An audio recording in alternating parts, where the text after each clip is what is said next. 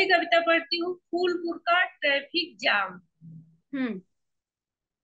मैंने तुम्हें देखा था फूलपुर के जाम में, या शायद नहीं देखा था भर निगाह, क्योंकि मुझे नहीं याद है तुम्हारा चेहरा।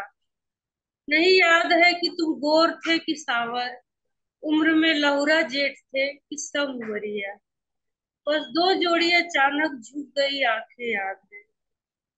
तुम्हारा अपने ही जैसे किसी टेम्पो ड्राइवर से झगड़ा हो रहा था। मैं तुम्हारे गज भर सुझाव पर कार में बैठी सिस्टम को मन ही मन कोस रही थी। झगड़ा शोर में बदल गया था। मैं ध्यान नहीं दे रही थी, क्योंकि पता था कि ये जाहिल लोग हैं, सड़क पर लड़ते रहते हैं। हम संभ्रांत सभ्य लोग हैं, इतने कि सड़क पर कोई पानी के लिए दम तोड़ दे तो हम अपनी बेसलरी न दें।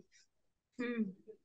पर मैं ऊब भी खूब रही थी। मैंने कार से झांक कर जैसे ही देखा देखा खूब गाली गलौज हो रही थी। सामने वाले ड्राइवर ने तुम्हें भद्दी सी गाली दी। जवाब में तुम जैसे ही गाली का पहला अक्षर होठों पर लाए कि हम दोनों की नजरें एक हो गई। तुमने मुंह से छूटती गाली को होठों में कस के दबा लिया, और आंखों में संकोच से मर्यादा का सीन उतर आया।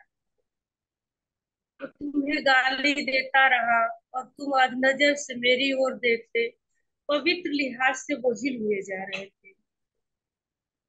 जाने तुम्हारा क्या नाम था।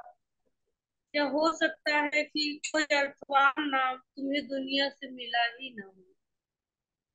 पर देख लो, तुम मुझे बेनाम बेचेहरा ही याद हो, और शायद आजीवन याद रहो। मुझे हैरत है कि जहाँ भाषा में गाली सिर्फ स्त्री के लिए बनी है, वहीं तुम एक अनजान स्त्री की आंखों का लिहाज करके चुप कैसे रह पाए। तुम्हारी माँ जाने कैसी होंगी, पर तुम्हें पढ़ा लिखा कर बड़ा आदमी बनाने का सपना जरूर देखी होगी। अगर मुझे वो मिलती तो मैं उनसे जरूर कहती कि अम्मा, तुमने संसार का सबसे जहीन बच्चा पैदा किया है। अम्मा, तुमने संसार का सबसे जहीन बच्चा पैदा किया है, जो एक चिर सत्ता के छल छंद से मिली सारी पिटाई पर डली भर मिश्री रखता है।